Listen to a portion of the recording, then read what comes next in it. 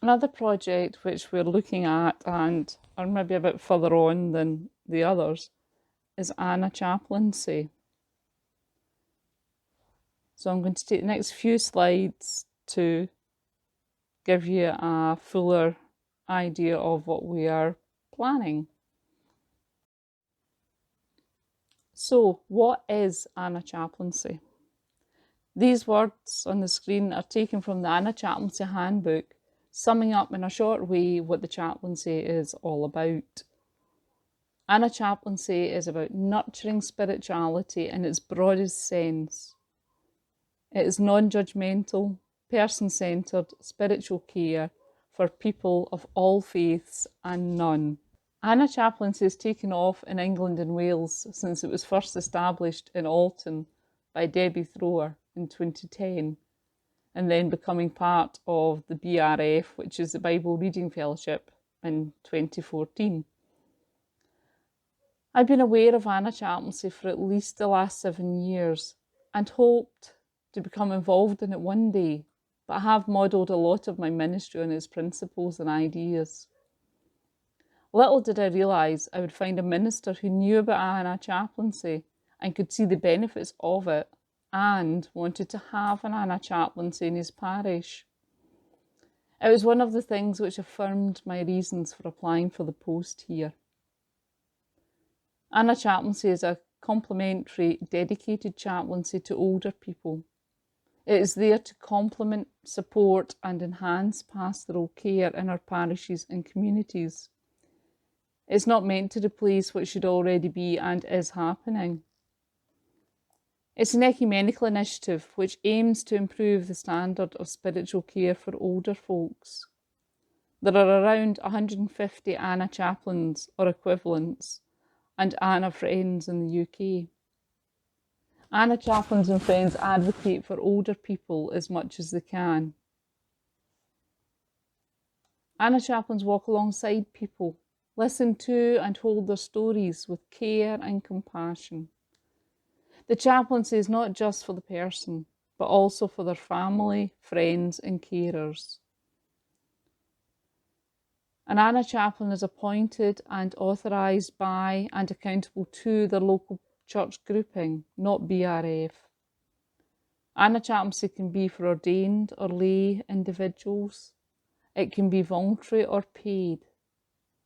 There is a time commitment of around a day a week, but for those interested and who do not have the same time to give, they can become Anna Friends. In my case, we're looking to include this in my role as community outreach worker, so I will remain accountable to my line manager. As time goes on, and hopefully as we have more interested individuals who wish to be involved, we will arrange line management of some form for our volunteers. The beauty and attraction of Anna Chaplaincy is that it is unique to its locality. It can and will be based around the gifts of those who become involved. There are also opportunities through the Anna Chaplaincy network for training and support of all chaplains and friends. So why Anna Chaplaincy? The number of people over 60 is increasing, and the number of those over 85 is set to double in the next 20 years. We're living longer and mostly in good health, and still trying to seek purpose in life beyond work. Coming into the third and fourth ages of life can cause us to question where we find meaning in our lives. And Anna Chaplain has the gift of time, which can sometimes be hard to find in parish ministry. Anna Chaplaincy is about fulfilling a need for spiritual care in our communities, especially when the biggest majority of them do not come to church. We need to go out to them. As I said earlier, Anna chaplains are advocates for their communities. I'm learning that this area is at times a forgotten part of Lanarkshire, even more so if you're older. For me, there was nothing more saddening as watching people in their 70s and 80s using the food larder at Riggside. The anger I feel from that will encourage me to become a thorn in the side of our newly elected politicians over the coming months.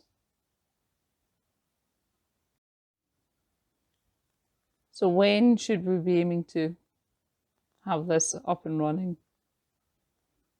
Basically now. We've had the most gruelling, isolating 14 months since the pandemic started. Many people of all ages are feeling lonely, vulnerable and isolated.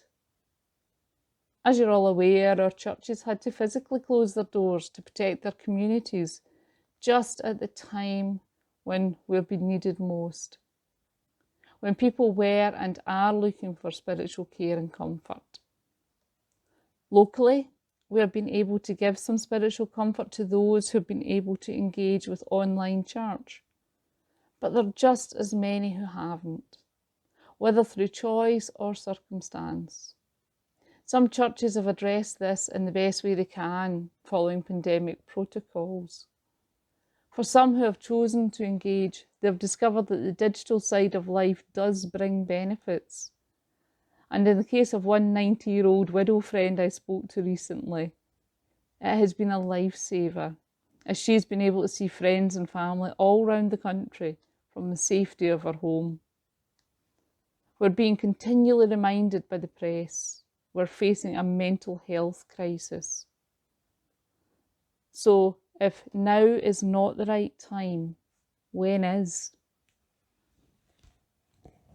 You also have me, a community outreach worker, who can help with this side of ministry.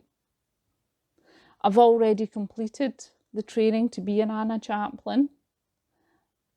I have the ability, but more importantly, I have the passion for this project. And that will help free up your ministers to concentrate on other parish matters. So, how is this going to happen? There's a lot to do to put the chaplaincy in place. George and I have had a meeting earlier today with the Anna Chaplaincy folks to learn more about how to move forward. In practice, Anna Chaplaincy is about visiting people at home or in care homes, being able to offer communion, lead services and support residents, families and carers. In the community, it can be about organising groups for older people, those with dementia and other age-related conditions, or to partner with other organisations with similar goals and ethos, for example, Heart for Art or Healthy Valleys. For our Anna Chaplaincy, we have worked out a framework of short to medium-term projects. Some of these can be done while we're living under pandemic restrictions. The aim of having several different options to the chaplaincy project is to cater for different gifts and talents. For example, before I came into ministry, I would have been reluctant to be involved in nursing homes, but I would have been happy to be involved in making things for use in the care homes.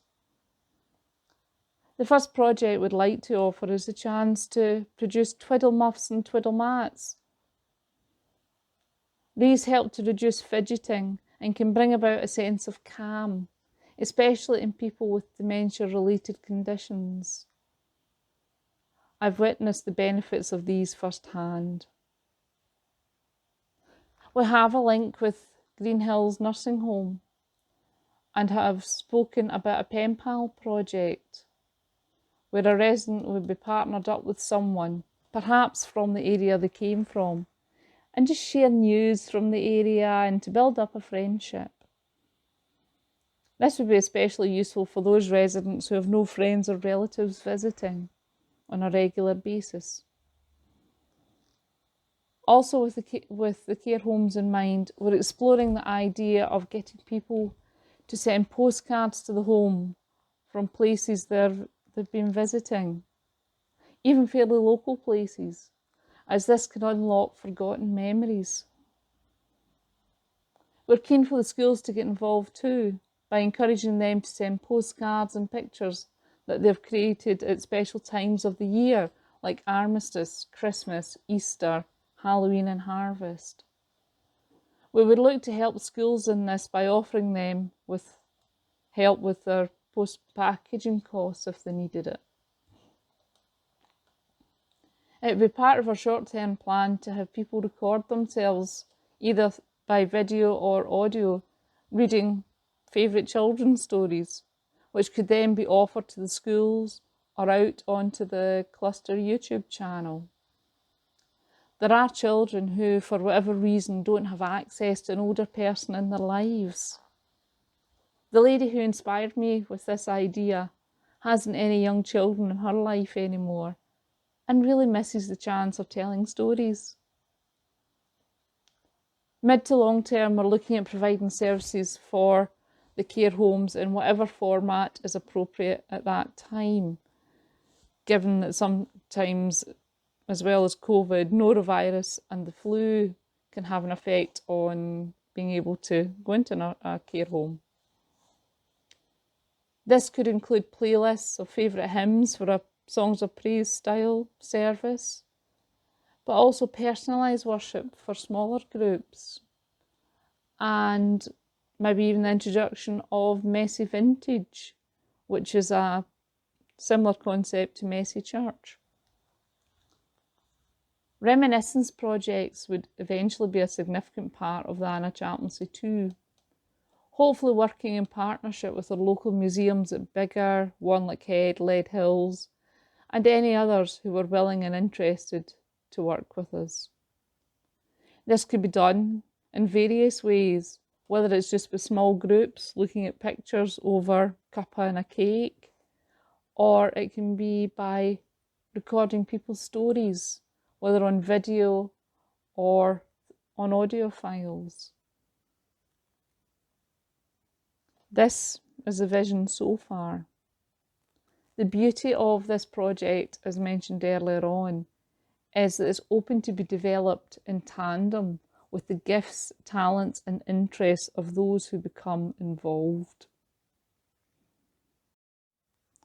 Like everything, we need to fund this project, and this is why we're applying to the Presbytery Variance Fund. So where?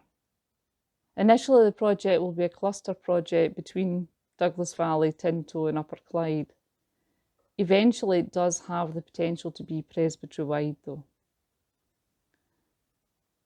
The other day, my daily devotional came out with these words from Donovan Leitch's song, Little Church. If you want your dream to be, take your time, go slowly. Do few things, but do them well. Heartfelt work grows purely. If you want to live life free, take your time, go slowly. Do few things, but do them well. Heartfelt work grows purely. Day by day, stone by stone, build your secret slowly. Day by day, you'll grow too. You'll know heaven's glory. So, who can be involved? That's an easy question to answer. Anyone who's interested. So I hope you've enjoyed this presentation and maybe got a better feel for some of the things that we're trying to do through my role. I'm happy to answer any questions you have about what you've heard in this presentation. But also I'd love to hear any thoughts and hopes and dreams that you have for now or the future, as this is part of what this type of meeting is all about. Thank you.